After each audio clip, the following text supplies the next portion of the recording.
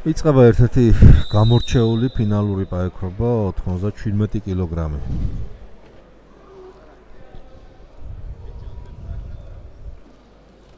პეტრიაშვილი 17 წლამდელებში მსოფლიოს ორგზის ჩემპიონია, ევროპის ჩემპიონია, დუბლიც აქვს მას შესრულებული. სულეიმანიშვილი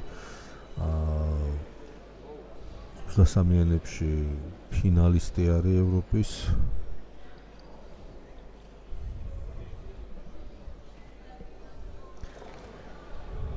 სულეიმანიშვილი თავიდან როდესაც გამოჩნდა მძიმე წონაშიც მოსინჯა ძალები, თუმცა მალევე ჩამოვიდა 97-ში და როგორც ჩანს საბოლოოდ აქ იპოვა თავისი წონა და თავისი ადგილი.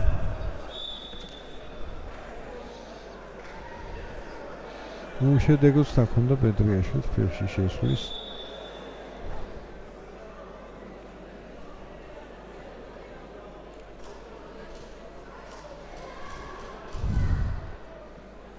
ეს შეხვედრა ახლა სხვებთან შედარებით უფრო მეტად დაზურით ხასიათს ატარებს, თუმცა ალბათ იქიდან გამომდინარე რომ ორივე გორელები არიან.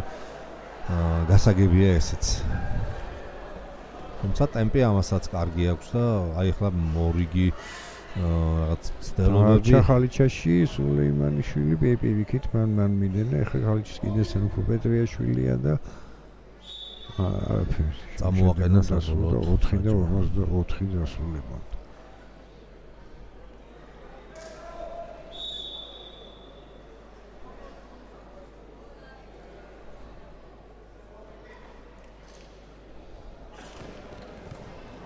აი ეს კი შედეგიდან თუნდაც დასრულდეს თუ ნახოთ თუ შეძლებს, მაგრამ აქ პეტრიაშვილს მაგრამ ჭირა ფეხი აი ისევ კარგი პოზიცია მიიღო სულეიმანიშვილმა და გადაიყვანა. პეტრიაშვილს ვერ მოიხმევა ხერხი. სულეიმანიშვილი დაიღალა ამ ეპიზოდში 2-0.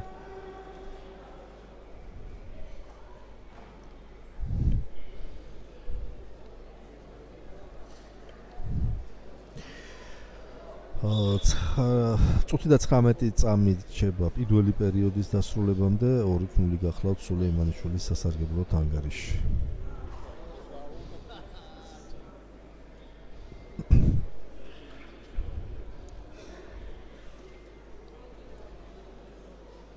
ორი წუთიც მიილია.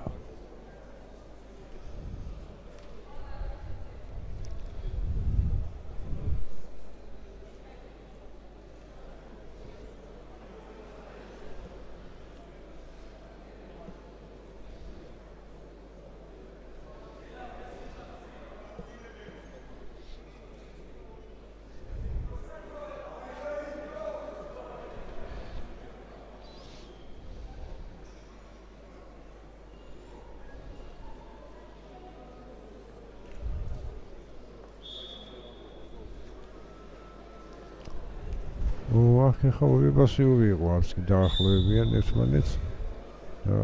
პირველი ნახევარიც მიიწურა 3-2.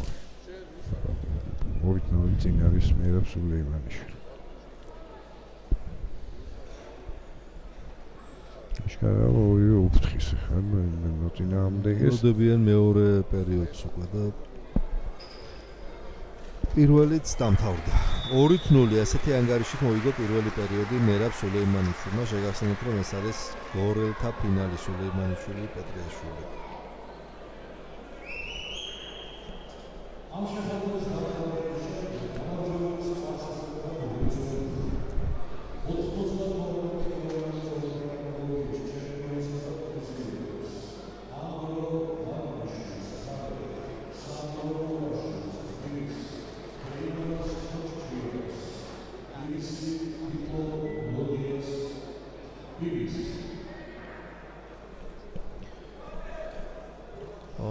დამთავრდა შესვენება და უბრუნდებიან ლეიბს ორივენი. დაიწყო მეორე პერიოდი.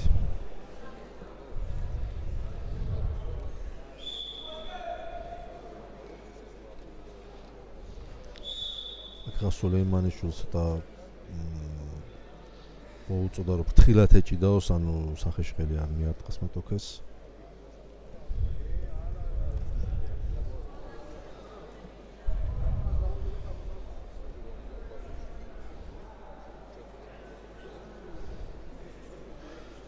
ხო, ასეთ გოლდელ და ჩაუთავენ. ალბათ სულეიმანიშვილის 30 წამს ერთი შემჩნევა მას უნდა უკვე ქონდა მსაჯისგან. აგერ შევიდა აიყვანა შევიდა და იგივე ეპიზოდი მეორდება, რასაც წინა პერიოდში მოხვა ფულა.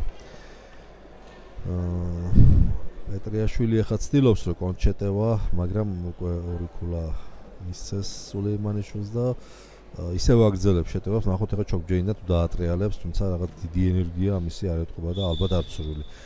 კი ბატონო. საჯმა წამოაყენა ფეხზე მეტოქეები, ანგარიში კი 4-0 გახდა უკვე ბერაბ სულეიმანიშვილის სასარგებლოდ და დარჩენილი არის შეხვედრის დამთავრებამდე 1 წუთი და 55 წამი თითქმის 2 წუთი.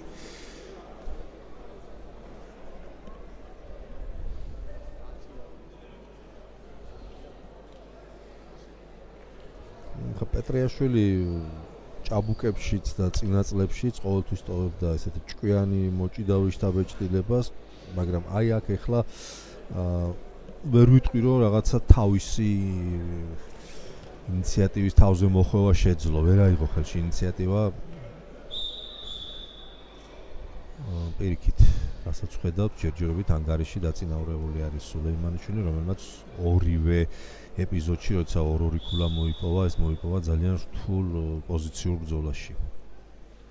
ეხაც ახლოს იყო ის, მაგრამ ამ შემთხვევაში პეტრიაშვილმა დაიცვა თავი. ეთყობა მაინც ასაკში სხვაობა, მაინც თავის როლს თამაშობს. და თავის თანატოლებთან შეიძლება გაცილებით უფრო სხვანაირად ეჭიდავა პეტრიაშვილს. სულეიმანიშვილი გარდა იმისა, რომ ასაკით უფროსი არის, გამოცდილიც არის, ტიტულოვანიც არის და ხელწამოსაკრავი მეტოქი ნამდვილად არ გახლავთ. ბოლო წუთი.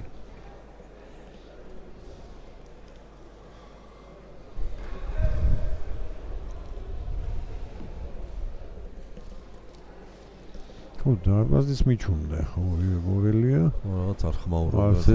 არ ხმაურობენ. ნეიტრალიტეტი აქვს.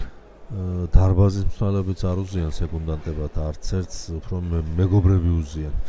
აი ხა სულეიმანიშვილი კიდე შეტევაში არის და თითქოს უფრო აქტიური, მაგრამ აქ ისეთი მდგომარეობა არის, რომ არ სუსტია ხა ბევრი. არ სუსტია, იმიტომ რომ ხა იქიდან ფეხზე წამოდგომა ხელა. ტაქტიკურად იჭიდავა მთელი 6 წუთი და მიზანს მიაღწია. ამასობაში 22 წამი შეხვედრის დასრულებამდე. აი აქ პეტრიაშვილი წავიდა შეტევაზე, მაგრამ კარგი რეაქცია გამოავლინა ზედიზედ მეორედ ამ ეპიზოდში უკვე სულეიმანიშვილმა და გაექცა. საბოლოოდ კოტე მაინც აუღო ფეხი. დიდი ალბათობით კი დაიყვანა, აი ხა თუ დაატრიალა დამთავრდა, ვეღარ მოასწრო. სიტუაცია ბოლოში, მაგრამ ვეღარ მოასწრო. ორი წამი იყო დარჩენილი, როცა ჩაიყვანა პარტებში. ალბათ 5 წამიც კიდე რო ყოფილიყო, დიდი შანსი იყო რომ დაეტრიალებინა და უკვე თვითონ იგებდა. არა, შეხედა იქ სულეიმანიშვილმა ჩაყვა, იმიტომ რომ არა, ნუ გასაგებია რომ ტაბლოსთან საათს აკონტროლებდა მოკლედ. ხო, ახაც გამოცდილება მიმარჯვა.